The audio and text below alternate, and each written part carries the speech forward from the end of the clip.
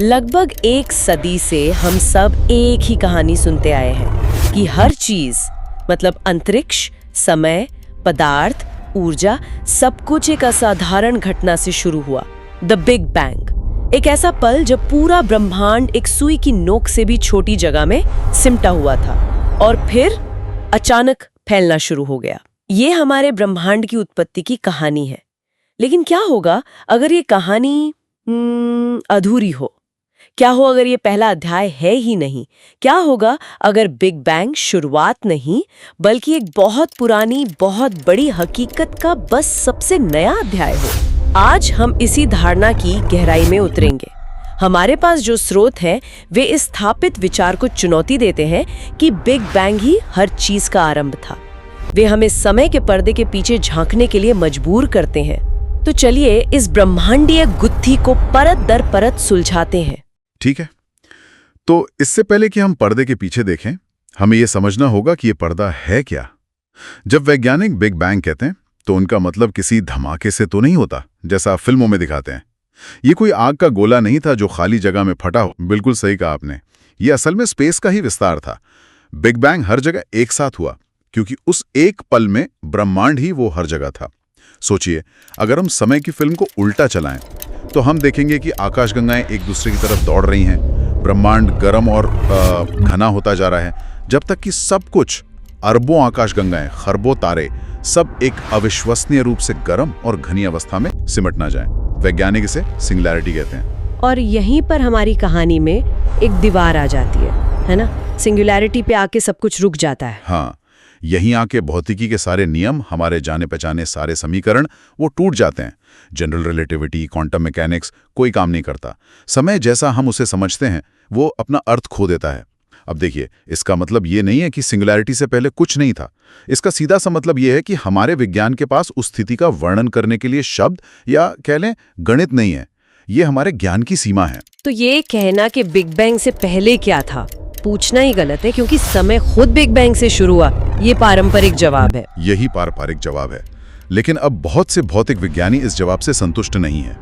उनके लिए सिंगुलैरिटी प्रकृति का जवाब नहीं है, बल्कि हमारी थ्योरी की एक कमी है, एक संकेत है कि कहानी में कुछ और भी है।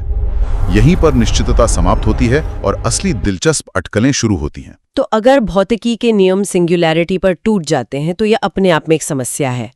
क्या कोई ऐसा सिद्धांत है जो सिंगुलैरिटी की दीवार से मतलब पूरी तरह बचता हो? हाँ, और यही हमें सबसे आकर्षक संभावनाओं में से एक की ओर ले जाता है। क्या होगा अगर ब्रह्मांड का जन्म नहीं हुआ बल्कि उसका पुनर्जन्म हुआ? यह बिग बाउंस का विचार है। इस सिद्धांत के अनुसार एक पिछला ब्रह्मांड था जो शायद हमारे जैसा ही था। वो फैलता गया लेकिन फिर अपने ही गुरुत्वाकर्षण के कारण वापस ढहना शुरू हो गया, जिसे बिग क्रंच कहते हैं। सब कुछ वापस एक बिंदु में सिमट जाना।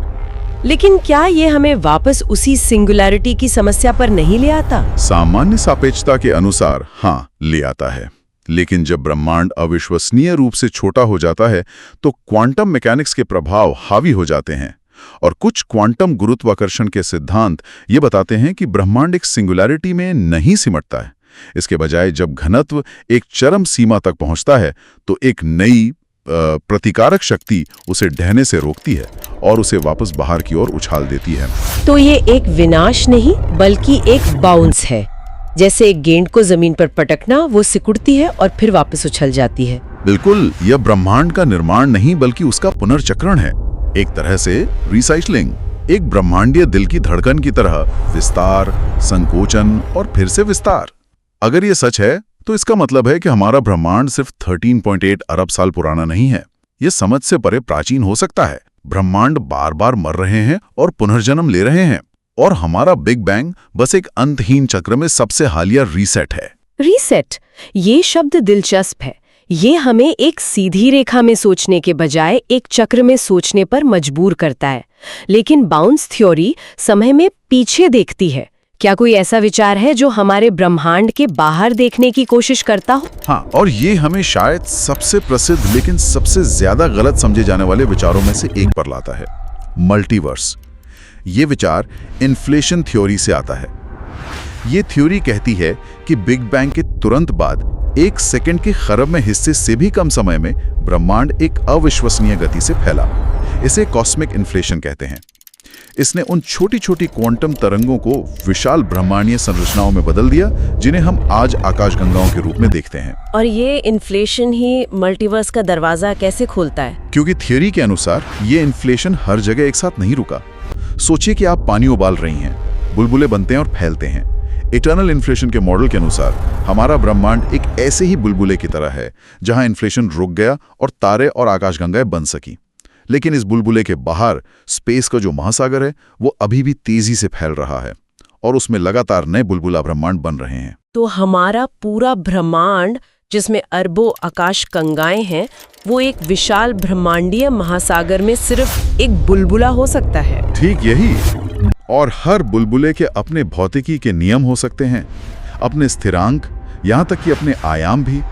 इस दृष्टिकोण से हमारा बिग बैंग हर चीज की शुरुआत नहीं थी, ये बस वो क्षण था जब हमारा बुलबुला बना। इसके बाहर अनंत संख्या में अन्य ब्रह्मांड मौजूद हो सकते हैं, हमेशा के लिए हमारी पहुंच से बाहर, हमेशा के लिए अज्ञात।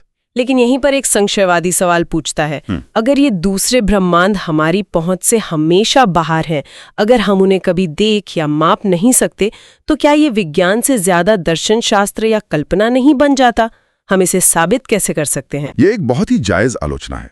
सीधे तौर पर सबूत खोजना शायद असंभव हो, लेकिन वैज्ञानिक अप्रत्यक्ष सुराग खोज रहे हैं। जैसे अगर हमारे बुलबुले ब्रह्मांड ने कभी किसी दूसरे बुलबुले को छुआ हो, तो उसने हमारे ब्रह्मांड की सबसे पुरानी रोशनी, कॉस्मिक माइक्रोवेव बैकग्राउंड पर एक चोट का निशान छोड़ा हो सकता है। वैज्ञानिक ऐसे ही निशानों की तलाश कर रहे हैं। अभी तक कुछ मिला नहीं है, लेकिन यह एक परीक्षण योग्य भविष्यवाणी है। कॉस्मिक माइक्रोवेव बैकग्राउंड, इसे अक्सर ब्रह्मांड की बेबी पिक्चर या सबसे पुरानी रोशनी कहा जाता है। लेकिन ये तस्वीर भी बिग बैंग के ठीक समय की नहीं है ना? बिल्कुल नहीं। ये रोशनी बिग बैंग के लगभग 3,80,000 साल बाद की है। उससे पहले ब्रह्मांड इतना गर्म और घना था कि वो अपारदर्शी था।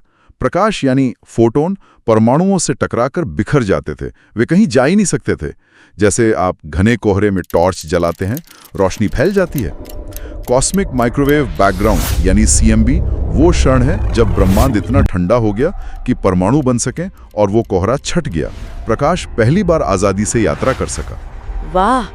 तो आप कह रहे हैं कि हम उस शुरुआती चिंगारी को कभी देख ही नहीं सकते। हम सिर्फ उस आग के शांत होने के बाद की पहली चमक देख रहे हैं, ये जानने के लिए कि आग शुरू कैसे हुई। ये एक बेहतरीन सादृश्य है। CMB एक दीवार की तरह है, एक प्रकाश की दीवार जिसके पार हम सीधे तौर पर नहीं देख सकते। उस दीवार के पीछे के 3,80,000 साल का इतिहास हमसे छिपा हुआ है।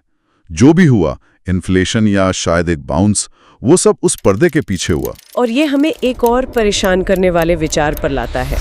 हमने बात की कि बिग बैंग से पहले क्या था, लेकिन क्या होगा अगर पहले शब्द ही गलत हो? क्या होगा अगर समय खुद बिग बैंग से शुरू नहीं हुआ, बल्कि हमेशा से मौजूद था? ये एक और गहरी संभावना है। कुछ मॉडल, जैसे कुछ स्ट्रिंग थ्योरी और लूप क्वांटम ग्रेविटी के मॉडल, बताते हैं कि समय चक्रीय हो सकता है, बिना किसी सच्ची शुरुआत या अंत के अंधहीन रूप से घूमता हुआ। यह शायद समय की एक और धारा थी जो हमारे बिग बैंग में आकर विलीन हो गई हो।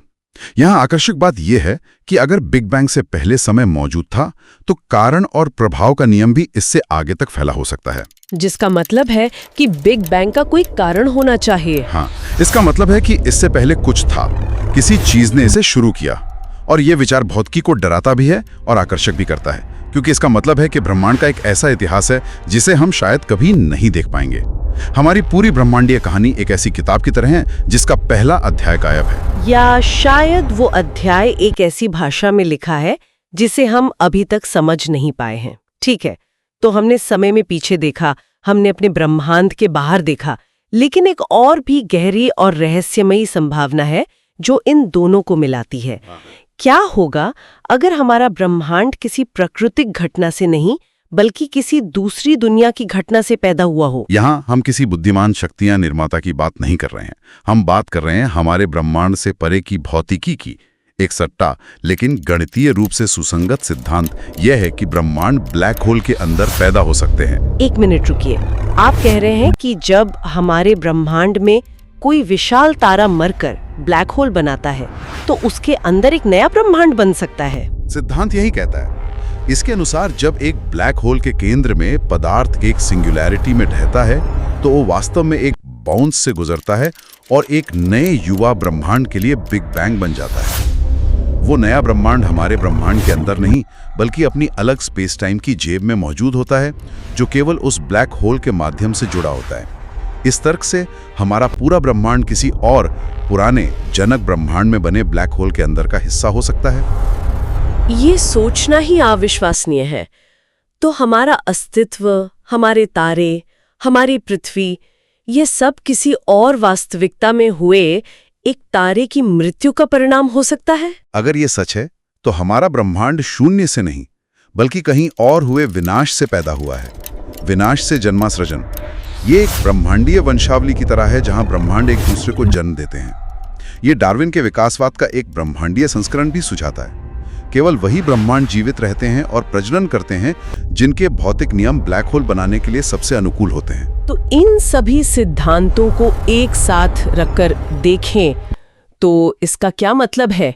Big bang, bounce, multiverse, black hole, ये सब हमें कहाँ ले जाता है? ये हमें एक गहरे एहसास की ओर ले जाता है कि बिग बैंग शायद हर चीज की उत्पत्ति नहीं है।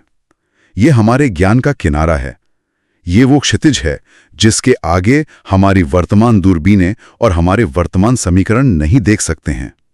इसके परे एक ऐसा क्षेत्र है जहां हमारी भौतिकी विफल हो जाती है, समय का अर्थ बदल जाता है और वास्तविकता हमारी कल्पना से कहीं ज्यादा अजीब हो सकती है। तो ये ब्रह्मांड को छोटा या कम रहस्यमयी नहीं बनाता, बल्कि ये उसे और भी विशाल और गहरा बना देता है। बिल्कुल। अगर बिग बैंग शुरुआत नहीं थी तो अस्तित्व की कोई स्पष्ट शुरुआती रेखा नहीं है, कोई पहला क्षण नहीं, कोई पूर्ण उत्पत्ति नहीं।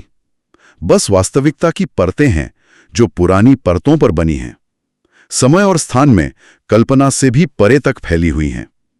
यह हमें एक बहुत ही विनम्र दृष्टिकोण देता है। तो जब हम रात के आकाश को देखते हैं तो हम शायद एक ऐसे ब्रह्मांड को नहीं देख रहे जो एक बार शुरू हुआ और एक दिन समाप्त हो जाएगा।